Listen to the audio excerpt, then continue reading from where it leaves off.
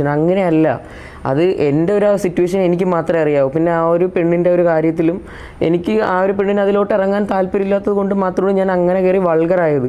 അപ്പോൾ എനിക്ക് അവൻ്റെ കൂടെ നല്ല രീതിയിൽ സംസാരിച്ച് ബ്രോ സോറി പറയുമ്പോൾ ക്ഷമിച്ചു. ഞാൻ അത്രയും നല്ല മനസ്സിൻ്റെ ഉടമയൊന്നും അല്ല. കാരണം നമുക്കും വീട്ടിൽ അമ്മയച്ഛനൊക്കെ ഉള്ളതാണ്. അപ്പോൾ പുറത്തുനിന്ന് ഇതേപോലെ ആരെങ്കിലും എന്തെങ്കിലുമൊക്കെ പറയുമ്പോൾ അവർക്കൊന്നും നോവും. ഇതെല്ലാവരും കാണുന്നതാണ്. അപ്പോൾ ഈ ആസിഫിന്റെ ഉപ്പയും ഉമ്മയും ഇതൊക്കെ കണ്ടിട്ട് എന്താ പറഞ്ഞത്? സപ്പോർട്ടാണോ അല്ലെങ്കിൽ നെഗറ്റീവ് ആണോ?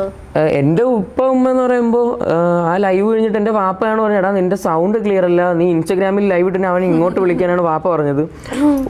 ഉമ്മയുടെ കാര്യം എന്ന് പറയുമ്പോൾ കണ്ടായിരുന്നു കൊച്ചു കുട്ടിയൊക്കെ കമന്റ് ഇടുന്നതൊക്കെ. അത് ഉമ്മ വലിയ സീനൊന്നുമില്ല. കാരണം അറിയാം ഉമ്മക്ക് വലിയ സീനൊന്നുമില്ല.